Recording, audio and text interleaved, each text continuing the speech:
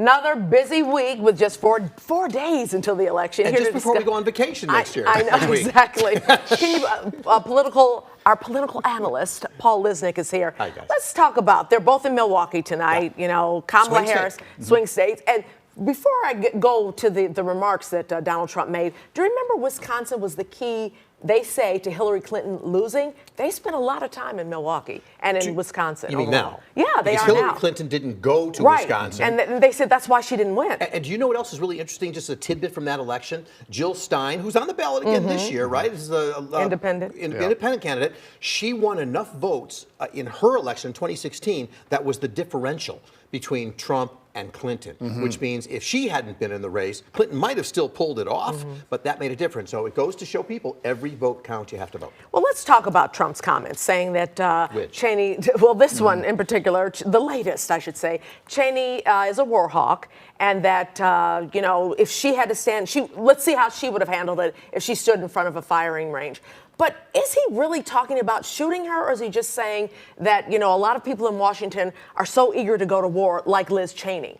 You've actually just taken it beyond the typical talk we're seeing on television analysts, because you're right. I've watched that clip several times now to get it right. You have to hear the whole thing in context. Because everyone's talking about him saying she needs to, you know, be put in front of a firing squad. He doesn't say that. Right. What he said was, what you said, if 9 barrels were pointed at her and stuff, She it's couldn't part of an handle it. overall story over several minutes where he's talking about what you said. It's easy for politicians to send people to war, but they've never gone to war himself. Of course, he's never gone to war himself either, but nevertheless, but that was his point. So I actually think that while the Democrats have picked up on it and seem to be making some hay out of it, but nevertheless, I don't know that that was really his reference. I think the reference was about how easily some people go to war. It just, he could have picked some better language. Why say Liz Cheney and 9? And why put such focus on Liz Cheney? Exactly. I mean, she's not running against him. Oh, because he hates her.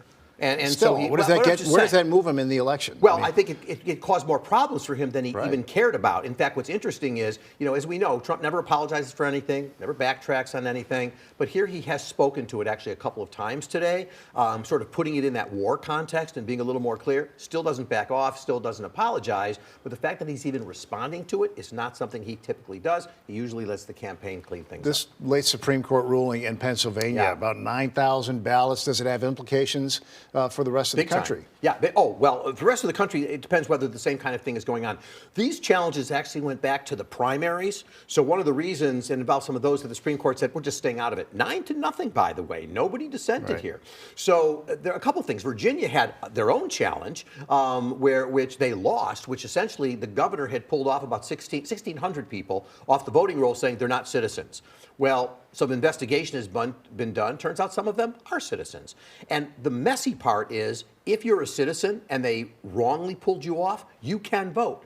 Go do it in person on election day. Just do it, and you are fine. But people have to find that out. They may not even know necessarily they were pulled off. In Pennsylvania, you said this is part of the story, but people forgot to put, you know, those secret envelopes that go inside the bigger envelope. That's what was missing. And the Pennsylvania Supreme Court said, no, it's okay if you want to. If you did that, you did violate a rule, but you can go on election day, fill out what they have there as a provisionary ballot, fill it out, and that will count. And the Republicans challenged it, saying, no, that's not good. This is wrong. Supreme Court stepped in and said, no, it's fine. The big difference is that if that turns out in Pennsylvania to be a lot of women, a lot of whatever, that spoke well. And the challenge was from Republicans. So that looks like they were after believing that was a lot of Democratic support there. We don't know right now. Here's something that definitely has legs. It's still walking and still moving. The Madison Square Garden rally that Donald Trump had, and he had this comedian on, Hitchcliffe or whatever his name is, talking about, you know, Puerto Rico being a garbage dump. And then President Biden responds about saying his supporters are garbage and things like that. As you said, Liz Cheney's not running, neither is President Biden. Why is this such a big deal? Well, there's a couple of things. First of all, there's probably not a lot. That may be one of the last things said in the campaign that actually is going to influence people. These little tidbits that happen here and there, I think people are well beyond it in terms of their decisions. The problem with what happened at Madison Square Garden is the way Trump handled it afterwards, because, again, he could have just said inappropriate comment. You know, I didn't know that was going to be said. That is not right. I love the people of Puerto Rico, something like that. Instead, he got in this garbage truck. Well, right. So instead, what he did was to say, never heard of the guy, don't even know he was there, don't know what he said. Of course, he had to have known what he said. And by the way, that joke itself was in the prompter. So, and it's also been reported that there were other jokes that were removed from the prompter. Do the candidates know who are going to be on their rally, list of people? Maybe, maybe not. Look, he had a lot of people there. So, Right. if the team were to say, no, he actually didn't know exactly who we were putting up, it's possible. But one would think, Trump is a micromanager. So it's hard to believe that of all people, he wouldn't say, I want a list, I want it. Now, that doesn't mean he knew what the line was going to be. But again, the problem there is not just what was said, it's the fact that he just didn't address it afterwards when Biden stepped in it, which sadly so, because Harris, most people give Harris good marks on the the speech she did on the Ellipse that night. And at the same time, he's doing this Zoom conference, makes his comment about supporters of Trump, and caused all sorts of problems for himself. The difference there is he tried to back out of it, and Harris the next day said, I do not judge people, and people can vote for whoever they want to. So the difference was in how it was handled. Both comments should probably not have been The said. other thing that he handled was the gender gap here. He said in that, I think it was in that closing argument rally at Madison Square Garden, maybe it was later in the week, but he said, I want to protect women whether they like it or not. Yeah, that came later. Yeah. It actually just came a couple days ago. And Yeah. once again, because here's the thing. You can hear the comment, and you could look and just say, well, he's just saying he wants to protect everybody. I don't know. I dwell on these things. And so when you look at that comment to women saying, I will protect you whether you want it or not, what does that mean in terms of what comment is he making about women? You can't protect yourselves. You need me. You don't believe. Or you need a man to protect you? I mean, yes. Now, I realize, we have Trump supporters watching us and all that, so I'm not going to take it much further. But the point is, you can look at that, and women can look and say, I'm fine. I don't need your protection. And by the way, if I do, I'll ask you for it. But don't tell me you're going to give it to me whether I want it or not. But that's the exact opposite of what Kamala Harris is saying. You can't tell us what to do with our bodies.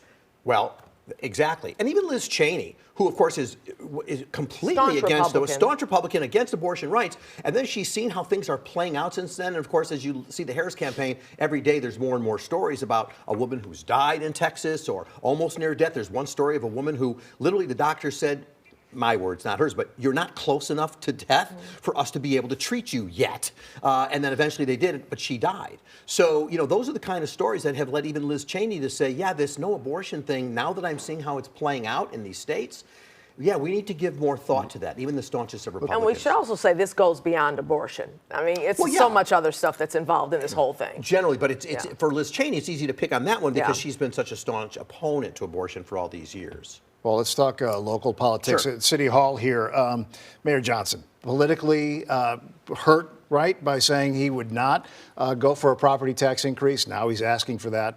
The new CPS board president has to resign after a week on the job. Does this Not a great week for him. Spell doom for him? Well, people have short memory. So, look, lucky for him, he doesn't face re-election until When the 2027. bills come out, they won't have short memories. Yeah. Well, exactly. And so, it raises the question, should he have done this property tax a year ago before we got those reassessments? And that was sticker shock. And then the question is, he always said, I'm the only candidate who will pledge not to have a property tax increase. Those comments, okay, fine. But then did you at the time not know the finances well enough so that you couldn't see it coming? Or did you know it, but you just knew that was the way into the job? I'm not sure about that. In his speech, a budget address, he went on to talk about all the horrible administrations that preceded him. But if he recognized that, then he must have known there was trouble in the wind. And he should have vetted, don't you think? You tell me, On Mitchell the other Johnson. issue, there's no question that I don't know what vetting was done, but that stuff was not difficult to find. And finally, when it is clear that this guy can't survive it, the head of the board can't survive it,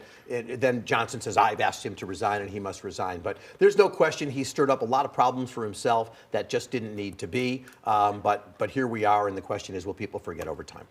What's going on your show? So this Sunday, I'm going to have Alderman Scott Waguespack talking about this stuff and how the mayor handled the budget and also the Board of Education situation, how that was handled. We also have a guy named Paul Kendrick. He's been with me before. He runs Rust Belt Strategies, which looks at the three blue wall states. He's going to tell us what's going on in those states and what to look for. And then Becky Vivi of Chalkbeat is going to come on and talk about school board elections. Wow. We'll talk a lot about that. And she's going to tell us why people should care whether you have a kid in the system. Still a half-hour show? That's a lot in there. We're going to get a lot into a half an hour. But You talk fast enough. You can get it in. I'm working up for Tuesday night for you guys. Yeah, oh boy. Speaking of Tuesday night, we're going to have special election night coverage next Tuesday of all the results as well as special guests, including Paul, and analysis. You can always read Read more at WGNTV.com and get breaking updates through our WGN News app.